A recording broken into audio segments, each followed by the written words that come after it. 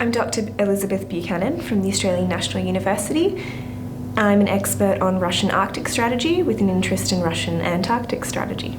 The first geostrategic issue would be the knock-on effect of the changes underway in the international system, so the shift to a multipolar global order. This involves the move away from the traditional rules-based international system we've had since World War II into a more contested multipolar order in which Russia and China are emerging as active and legitimate international stakeholders. A second geostrategic concern is the future of China and Russia relations broadly, but also when it comes to the Arctic and the Antarctic, and what that means for the future of the regions.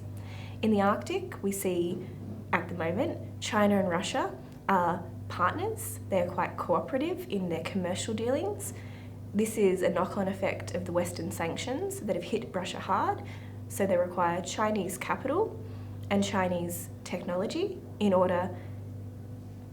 Russia requires Chinese capital and Chinese technology in order to access the hydrocarbons that are in the offshore Russian Arctic. Whereas in the Antarctic, China and Russia have the potential for a more competitive relationship because they don't have joint projects to work on at the moment. Well, the Arctic's a really interesting test case for cooperation on a global level. Despite tensions elsewhere, Russia and the West, particularly Russia and the US, have maintained a cooperative working relationship in Arctic projects through the Arctic Council. So I think that's important, and it continues to this day.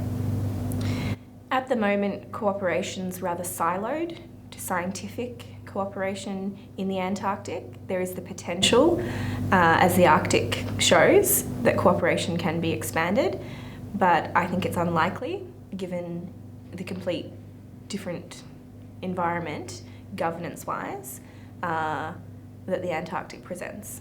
One of the key lessons, I think, is the importance of cooperation through communication, and so how central communication is to protecting these regions from the fallout of geopolitical tensions elsewhere. As polar experts, I think we need to do better at communicating between fields and within disciplines.